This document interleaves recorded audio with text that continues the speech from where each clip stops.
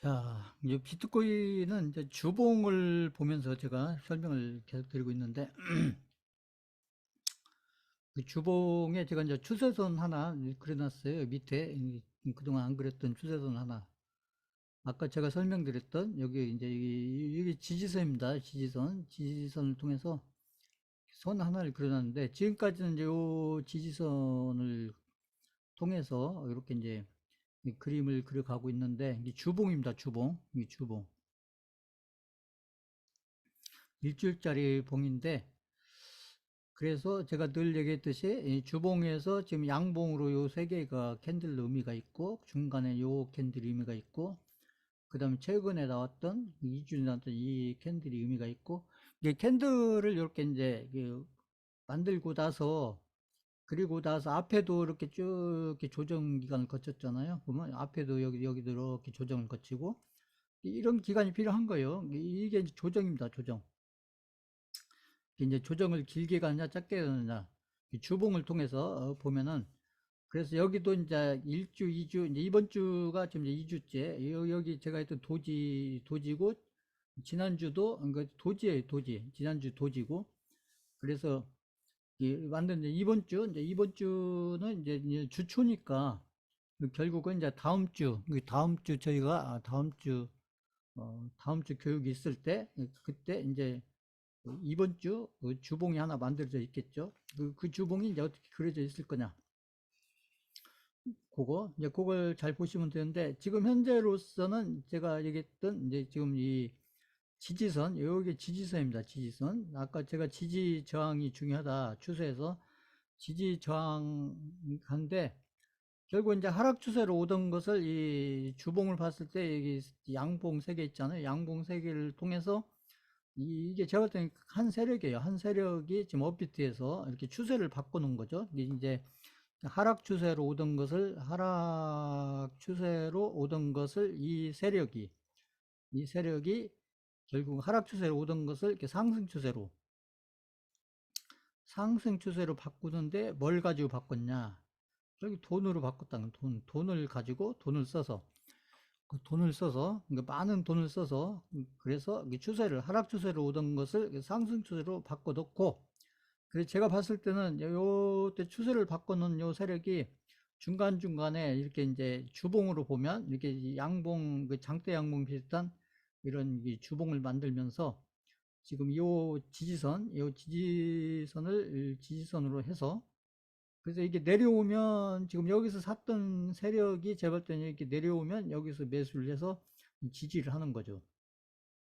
그래서 이렇게 장대 양봉 통해서 올려놓고, 그 다음에 이제 여기서 제가 볼 때는 조정을 하는 중이다. 이게 조정을 좀 길게 할지 짧게 할지는 모르겠지만, 아무튼, 그래서 이제 조정을 이렇게 하면서, 이제 뭐, 이런저런 이제 또 뉴스가 나오겠죠. 뭐 악재든 호재든 뉴스가 나오면, 이제 그 뉴스에 맞춰서 조정 기간이 짧아질 수도 있고, 길어질 수도 있고, 그거에 맞춰서 또 이제 호재 같은 건 좋은 호재가 나오면, 또 그거에 맞춰서 또 이게 장대 양봉 비통을 또 만들 거고요.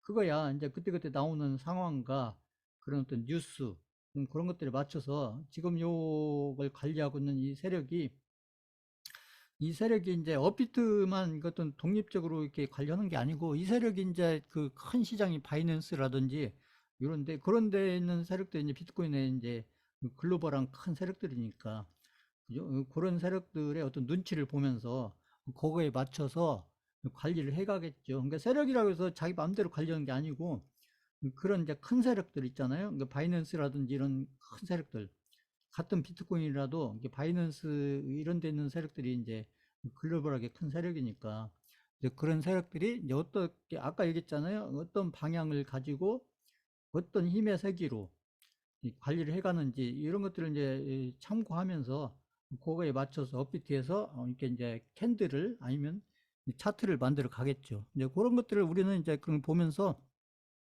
거기에 맞춰서 대응을 해가면 되는데, 저희는 뭐 비트코인 샀다 팔았다 할 게 아니고, 저희는 이걸 이제 중장기로 이렇게 들고 가면서 흐름을 쭉 보는 거니까 저희야 뭐 부담이 없죠. 이게 세력들이 이제 그걸 이제 올리고 내리고 관리를 해야 되니까, 이게 세력들이 오히려 제가 스트레스를 많이 받을 것 같고, 저희는 그 흐름에 맞춰서 그 대응만 잘하면 되는 거예요. 대응만. 그래서 나중에 고점 넘어갈 때까지, 이제 고점 고점 넘어갈 때까지 이걸 쭉 가면서 기술적으로 이게 의미만 쭉 살펴보면서, 그래서 흐름이 어떻게 가는지 이런 것들을 저희가 이제 차트에 대해서 이렇게 이제 공부를 하고 있으니까 그런 것들을 좀 이렇게 적용시키면서 흐름들을 이렇게 판단해가는, 그러면서 또 이제 미래가 어떻게 될 건지 그런 것도 조금 이렇게 확률적으로 예상을 해보면서, 그러면서 판단을 해보는 것이죠.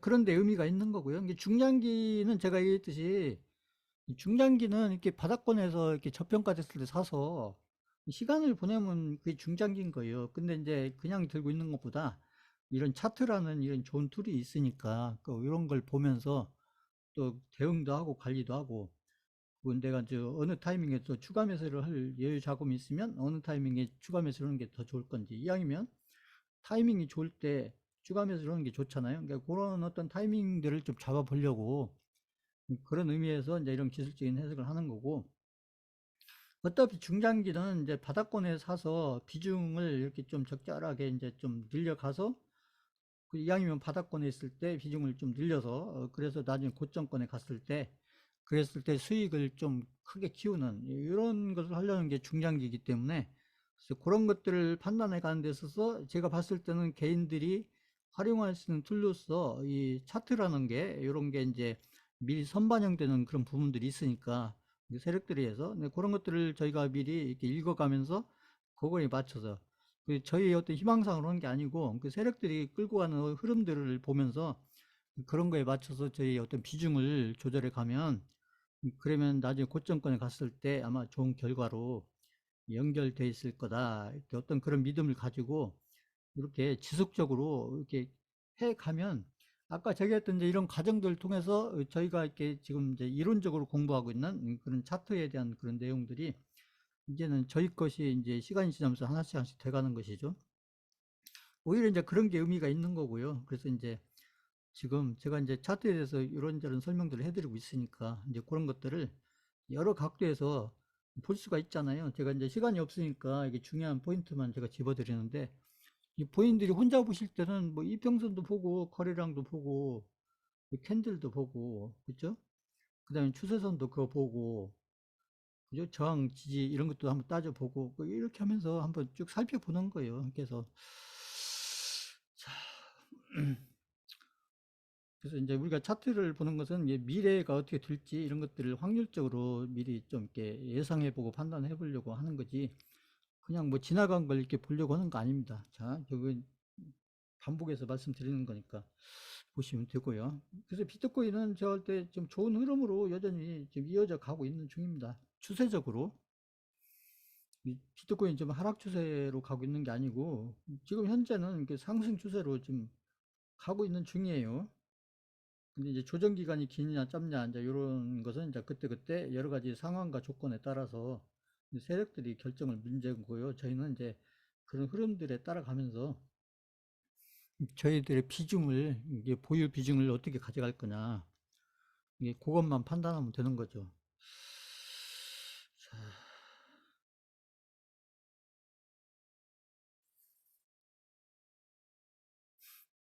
그다음 계좌는 뭐 지난주보다도 약간 줄었어요. 이 시장이 이제 조정을 하면서, 저희 코스닥은 이렇게 조정을 많이 안 했는데 코스피가 조정을 좀 했죠. 뭐 시장에 대해서 또뭐 이런저런 얘기를 하는데, 아무튼 역시 이제 계좌에서는 항상 이렇게 원금을 항상 카운트 하시고, 그래서 요거 제가 있잖아요. 이렇게 1번, 2번, 3번 우선은 이렇게 해서 그 계좌의 흐름을 이렇게 매일매일은 아니더라도 뭐 일주일에 한 번이든 한 달에 한 번이든, 이게 저는 이제 일주일마다 교육이 있으니까 제가 일주일마다 이렇게 계좌 보여드리면서, 이게 계좌의 어떤 숫자를 보여드리려는 게 아니고 그 계좌의 어떤 추정했다금의 흐름, 그것이 지금 이게 과거 원금부터 해서 지금 어느 단계에 와 있고, 이게 앞으로 미래에 가야 될 어떤 추정했다금이 지금 얼마고, 이것을 계속 반복적으로 보여드리는 거고, 이제 본인들 계좌를 볼 때도 이런 식으로 보셔야 본인들 계좌가 관리가 될 수가 있다, 이 얘기를 하는 겁니다.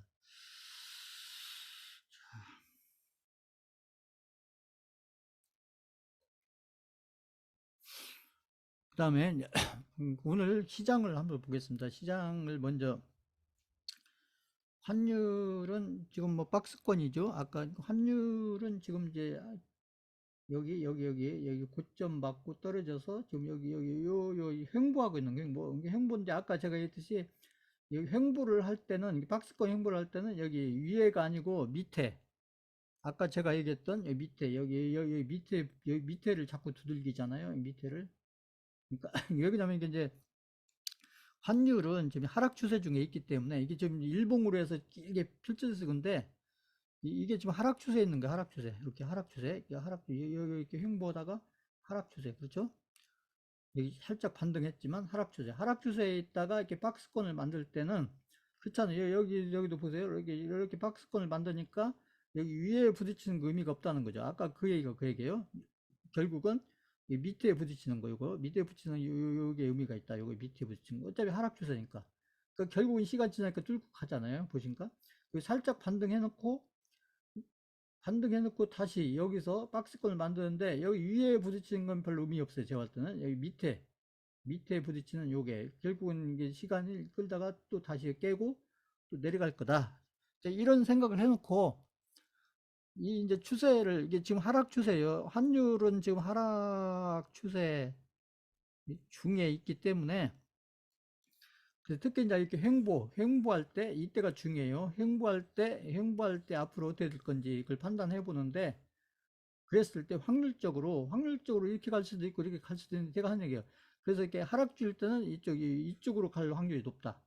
그다음에 여기도 이렇게 횡보하다가 할 때 결국은 이게 위로 갈 수도 있고 밑으로 갈 수 있지만 밑으로 갈 확률이 높다. 근데 이런 방향성을 미리 판단해 놓고 그리고 나서 1주, 2주, 3주 그죠? 시간 지나면서 이렇게 내가 생각했던 그런 판단대로 그 환율이 그런 흐름을 가는지 안 가는지 이런 것들을 이렇게 쭉 지켜보는 거예요. 그래서 기술적 해석이란 게 그런 겁니다. 그러니까 뭐 어떤 걸 맞춘다 이런 게 아니고 흐름을 이렇게 이제 내가 어떤 근거를 가지고 아니면 어떤 패턴, 근거, 아니면 어떤 경험치, 아니면 지금 어떤 뭐 금리 문제 뭐 이런 것들하고 쭉 연결시키면서 방향성, 그 환율의 추세, 아까 설명드린 환율의 추세를 우리가 판단해 놓고 우리가 판단한 그 추세대로 가는지 안 가는지 그것을 쭉 살펴보면서 결국 환율의 흐름과 결국 우리 주식시장 그게 중요하니까요. 그걸 연결시켜 보는 거죠. 그 다음에 오늘 시장에서 지금 누가 사고 누가 팔았냐 이게 이제 아까 제가 매수세 매도세 얘기입니다. 그래서 오늘 같은 경우에 결국 개인이 샀다 그러면 시장이 좋기가 어렵죠. 그러니까 개인이 사고 외국인이 팔고 기관도 팔고 그러니까 코스피 코스닥 지수가 결국 음봉으로 끝날 수밖에 없다. 일봉으로. 그러니까 수급을 보면 장중에도 이 종가가 안 만들어지더라도 우리 코스피 코스닥이 종가에 가서 음봉으로 끝날지 양봉으로 끝날지 그건 수급은 장중에도 나오니까요. 그러니까 장중에 이렇게 개인이 많이 사는지 외국인 사는지 기관이 사는지 이걸 보시면 오늘 시장이 종가에 양봉으로 끝날지 음봉으로 끝날지 어느 정도 확률적으로 이렇게 미리 좀 예상을 해볼 수가 있다는 얘기죠. 그러면 그게 확률적으로 맞을 확률이 높죠. 이제 그걸 자꾸 확인해 보는 거예요. 이렇게 해서 그래야 그게 본인들 경험치가 되는 거죠. 자꾸 확인을 해 보셔야 그 경험치가 되는 겁니다. 그래서 오늘 수급은 뭐 그 별로 좋지가 않았다 이런 거고요. 결론적으로. 그 다음에 이제 해외 증시를 보면 나스닥이 이렇게 이제 살짝 이렇게 조정받고 반등하다가 또 횡보하는 중인데 나스닥도 마찬가지예요. 지금 나스닥도 상승 추세 중에 있기 때문에 결국은 이렇게 조정을 거쳐서 나스닥도 보세요. 이게 조정하는 길이는 짧고 상승하는 길이는 길잖아요. 보세요. 길잖아. 조정하는 길이는 짧고 상승하는 길이는 길고 이게 상승입니다. 그죠? 여기 보시면 여기 조정하는 길이는 짧고 상승하는 길이는 길고 그럼 여기서 이제 조정이 얼마간 할지 모르겠지만 조정하고 또 다시 상승으로 이렇게 갈 확률이 높죠. 제가 봤을 때는. 그래서 나스닥은 제가 계속 얘기했지만 올해 11월, 최소한 올해 11월까지는, 올해 11월이야 이제 지금 7월이니까 3, 4개월 남았는데, 아무튼 상승 추세로 갈 확률이 굉장히 높다. 보시면 되고, 이제 우리 시장이 문제인데, 이제 우리 시장을 보시면, 우리 코스피가 좀 조정을 했어요. 코스피가 이렇게 이제 여기 정고점을 이렇게 살짝 돌파해 놓고, 그리고 보시면 이게 이제 일봉입니다. 일봉으로 보면 한 일주일, 이주일, 삼주, 사주, 거의 한 달 가까이 여기 고점 갔다가 거의 그죠? 한 달, 일주, 이주, 삼주, 사주, 한 달, 그죠? 여기서 이렇게 한 달 정도, 한 달 정도 이렇게 이제 이게 보면 이제 이렇게 내려오고 하락하고 있는데 이럴 때 이제 하락이냐? 아니 저는 이렇게 안 봐요. 지금 이제 우리 코스피는 제가 봤을 때 지금 이제 이렇게 상승, 아직까지는 상승 추세 중에 있는 거고, 근데 여기 조정이 지금 한 1개월 정도 조정이 되는데, 제가 늘 얘기했듯이 이제 코스피는 왜 조정이 이렇게 지금 한 달 정도 길게 가냐? 이 주도주가 없어요. 주도주가. 코스피는 지금 주도주가 없다. 그래서 제가 얘기하는 게 삼성전자, 현대차, 현대건설, 또 뭐예요? 아무튼 이렇게 몇 개 이렇게 업종들이 연합해서 지금 지수를 끌고 가고 있는, 지수를 지금 여기서부터 해서 여기까지, 지금 여기 얼마예요? 여기 2650까지 지수를 끌어올리는데, 이때 어떤 주도주가 있어서 끌고 온 게 아니고, 결국은 이게 삼성전자하고 몇 개의 업종 종목들이 같이 이렇게 힘을 합쳐서, 그래서 조금씩 시장을 끌어올려온 이런 형태이기 때문에, 그래서 조정 기간이 길은 거고, 그거에 비해서 코스닥 같은 경우는 이제 여기 올라갔다가 여기 913까지 올라갔다가 여기 내려올 때는 제가 늘 얘기했듯이 에코프로가 이렇게 이제 조정을 하니까, 이게 에코프로가 결국 조정이었다는 거죠. 결국은 전고점을 뚫고 갔으니까. 그리고 나서 결국은 이제 이렇게 횡보 비슷하게 이렇게 가는데, 보면 이제 코스피는 이렇게 기간도 길고, 그 다음에 어느 정도 조정폭이 있잖아요. 코스피는 조정폭이 있는데, 코스닥은 별로 조정폭이 없어요. 이거 왜 그러냐? 다른 거 없어요. 이게 주도주가 코스닥에 있다는 거죠. 코스닥은 주도주가 있다. 현재까지는. 그게 뭐냐? 그게 에코프로란 거죠. 에코프로가 코스닥에서 여기서 막 지수를 확 끌어올린 건 아니지만, 그래도 코스피가 이만큼 조정을 할 때 그나마 코스닥이 이렇게 버티는 것은 에코프로가 주도주로서 시장을 이렇게 시장에서 역할을 하고 있으니까. 그래서 어떤 지수가 좀 안정적으로 이렇게 흘러가려면 이 주도주가 있고 없고가 굉장히 차이가 많이 나요. 그러니까 시장에서 주도주가 있냐 없냐가 굉장히 중요한 거고, 그래서 시장이 이렇게 좀 큰 폭으로 이렇게 좋은 흐름으로 갈 때는 항상 그 시장에 주도주가 있었다. 이게 코스피든 코스닥이든 주도주가 있었다. 그러니까 지금 코스피가 좀 강하게 못 가는 이유도, 자꾸 막 3천 근처까지 강하게 못 가는 이유도 주도주가 없다는 것이죠. 그러니까. 근데 이제 여기 코스닥 같은 경우는 이제 에코프로가 이제 조정을 받으면서 이렇게 코스닥이 이제 여기 900 근처까지 갔다가 지금 현재 얼마예요?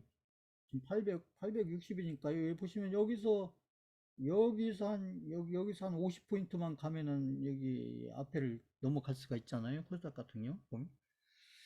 그러니까 주도주의 힘이 이게 중요한 겁니다. 시장에서. 이 주도주가 있고 없고가 굉장히 중요한데, 보면은 코스피보다 상대적으로 지금 현재로서는 좀 강한 흐름으로 이렇게 갔었던 것은, 그게 완전히 그 에코프로의 힘이에요. 에코프로. 이게 코스닥에서. 그렇게 시장은 그렇게 이해하시면 되고, 나쁘지 않아요. 제가 얘기했듯이. 그래서 에코프로가, 제가 그랬잖아요. 그 에코프로 얘기를 많이 했잖아요. 앞에서. 그래서 에코프로가 저는 이렇게 막그 떨어지는 건 저는 원치 않는다. 그래서 에코프로 혼자서 막 시장을 치고 나가는 것도 원치 않지만, 그렇다고 에코프로가 막 여기 저기 막 그죠? 100만 원 근처 왔다가 다시 막 50만 원까지 가고 막 이런 것은 당분간 저는 원치 않아요. 자, 보시면 이 시장이 망가지니까 그렇게 되면 죠. 근데 지금 에코프로가 이제 또 지금 현재로서는 좋은 흐름으로 가고 있기 때문에 코스닥이 그나마 안정이 되는 거예요. 보시면 그건 좋죠. 여기 보시면 되고, 그래서 지금 이제 이렇게 삼성전자를 보시면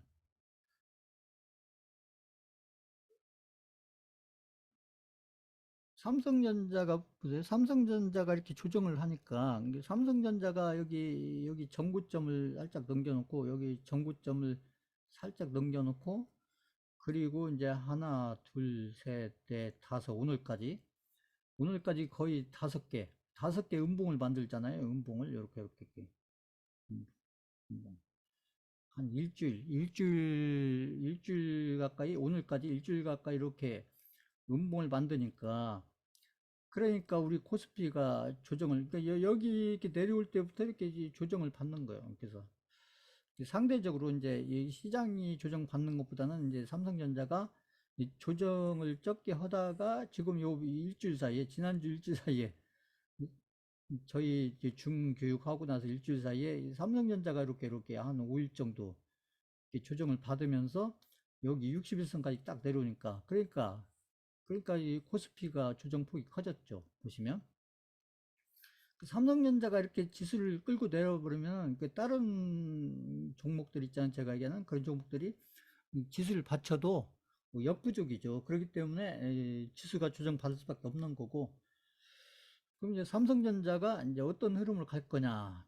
그게 문제인데, 삼성전자가 여전히 지금 여기 제가 얘기하는 152평선이 지금 상승 중이고, 60평선도 여전히 지금 상승 중이에요. 그래서 이제 여기서 돌아 나가느냐, 아니면 뭐 여기까지 오냐, 이제 이건 좀 지켜봐야죠.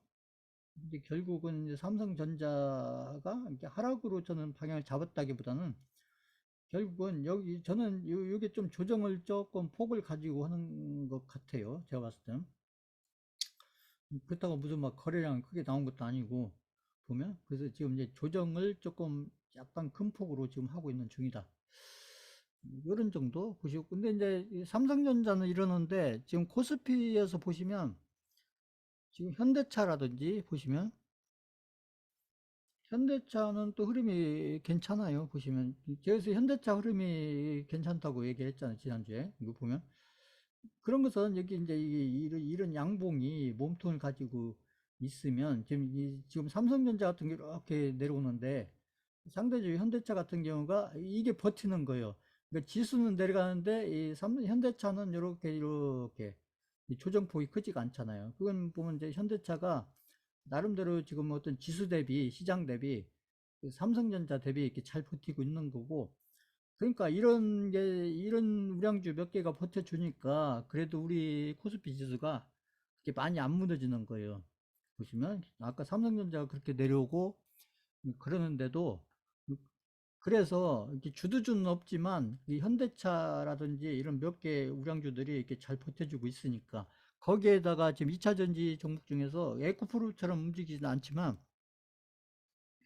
이 포스코홀딩스라든지 보시면 포스코홀딩스도 여기 보시면 에코프로처럼 막 양봉 나오고 이런 건 아니지만 그래도 이렇게 보면 시장 대비 시장은 조정받는데 그래도 코스피 포스코홀딩스는 이렇게 횡보를 해주잖아요. 그러니까 이렇게 시장 대비하면 이렇게 내려갔어야 되는데 아니고 그러면 시장보다는 제 포스코홀딩스가 좀 강하게 버티고 있다. 근데 아까 현대차가 좀 더 잘 버티는 거고 그래도 포스코홀딩스도 잘 버텨주고 있다.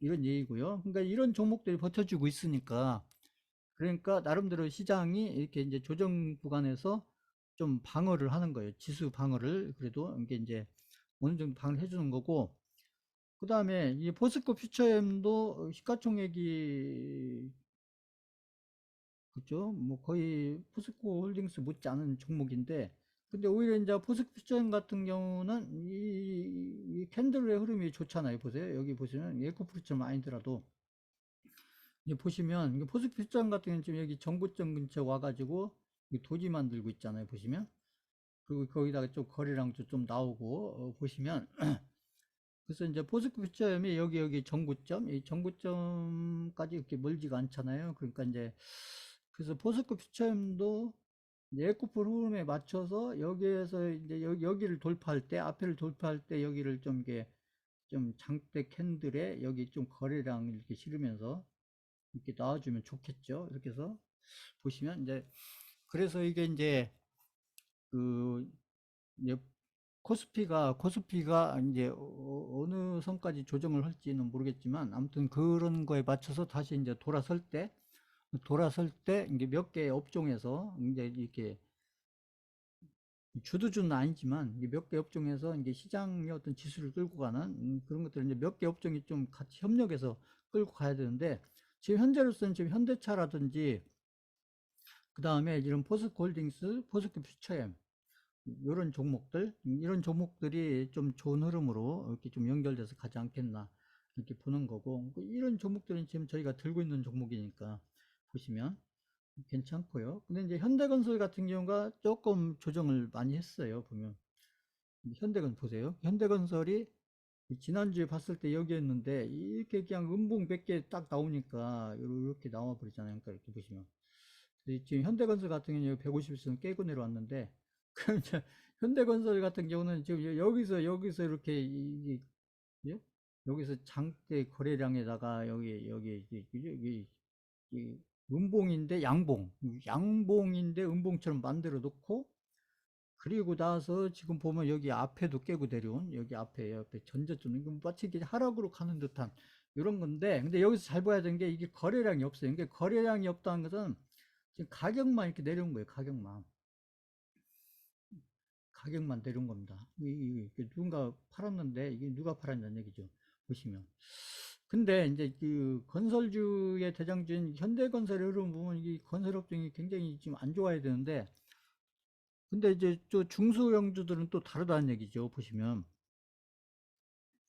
중소형주들을 보면은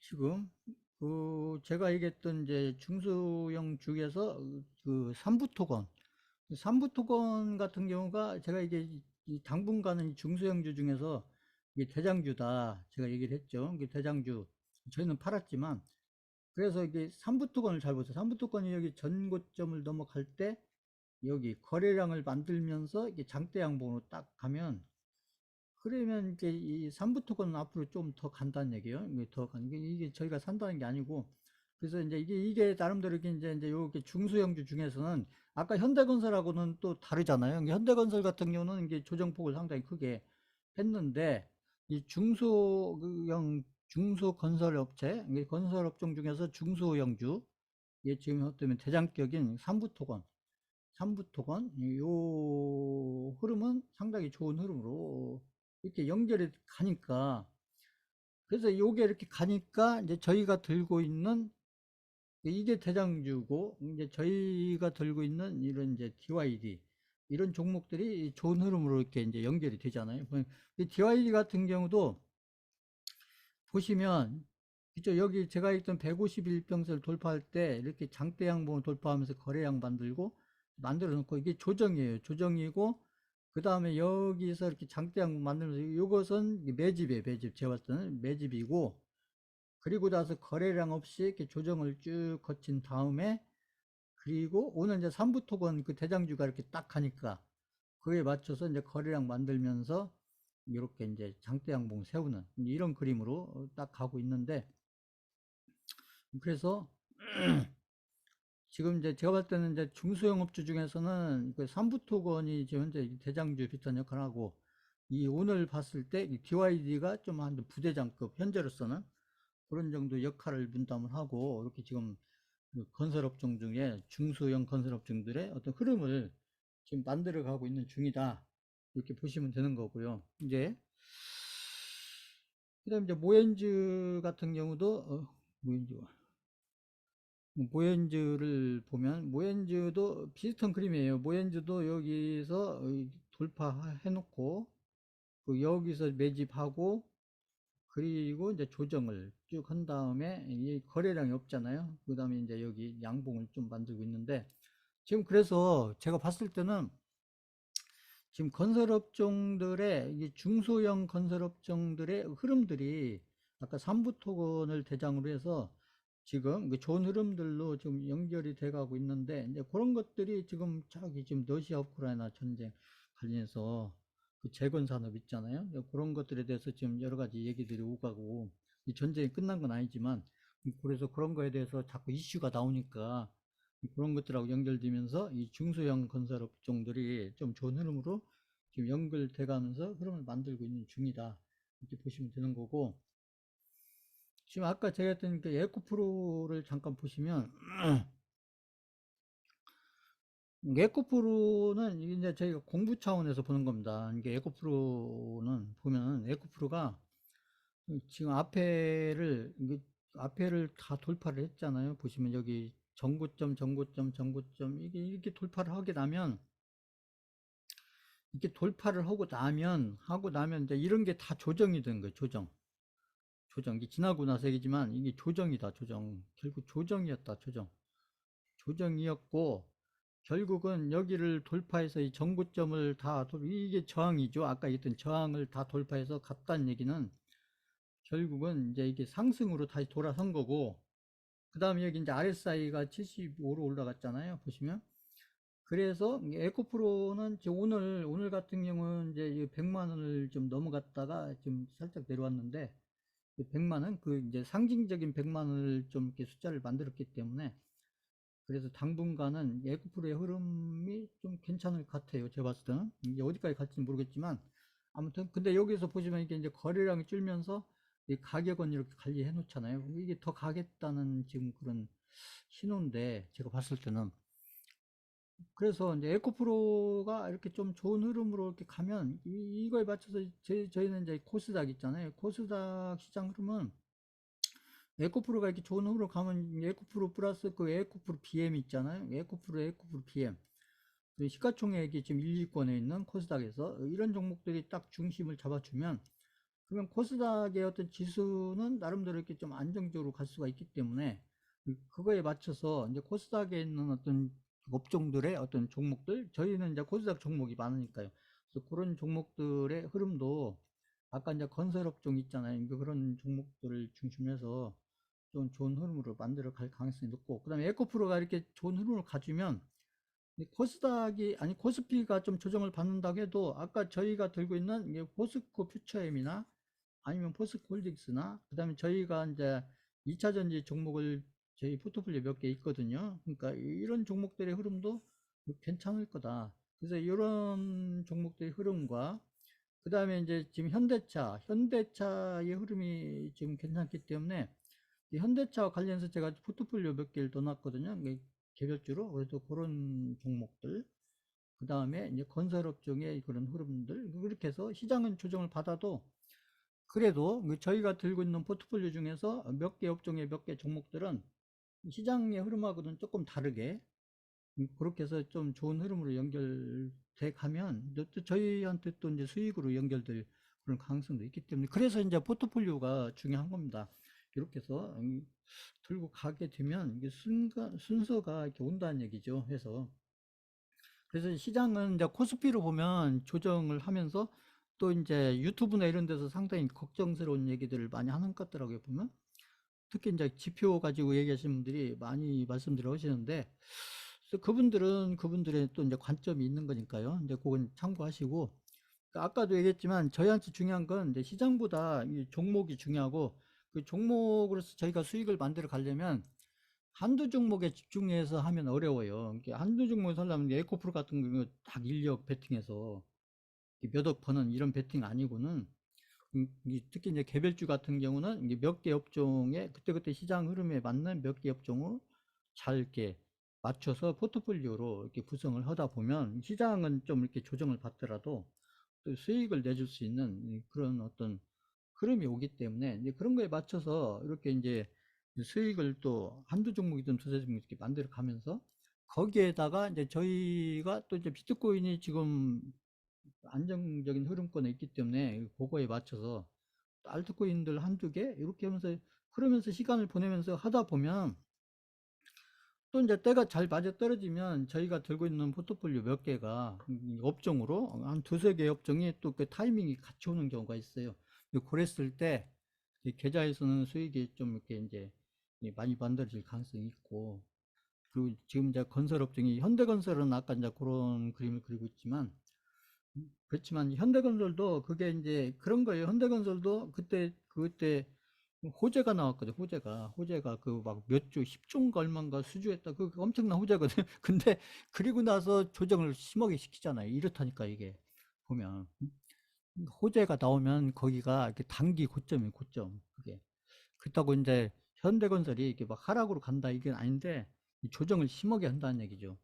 근데 그거에 상관없이 아무튼 이게 개별주, 건설업종 이제 개별주들은 나름대로 또 어떤 테마들하고 이렇게 연결성을 가지고 삼부토건부터 해서 저희가 들고 있는 BYD라든지 이런 종목들이 또 좋은 흐름으로 이렇게 연결돼 가고 있고, 그 다음에 이제 2차 전지 흐름들이 제가 볼 때는 당분간은 괜찮을 것 같아요. 왜냐하면 에코프로가 좀 상승적으로 지금 추세를 만들었기 때문에 그 추세가 꺾일 때까지는 좋은 흐름으로 연결되지 않겠느냐. 그랬을 때, 이제 저희는 이제 우량주도 들고 있고, 개별주도 2차 전지를 들고 있으니까, 그러니까 이제 그런 흐름들이 이제 긍정적으로 연결될 거다. 이렇게 해서 지금 제가 설명드리는 이런 기술적인 해석들을 한번 잘 이렇게 한번 적용을 시켜 보세요. 이렇게 해서 제가 이제 설명도 해드리지만, 그 제가 이제 중요한 것만 이게 포인트별로 제가 이렇게 짚어드리고, 특징적인 종목만 수강생들 입장에서 이렇게 공부하기에 좋은 종목이다 판단된 종목 몇 개 골라서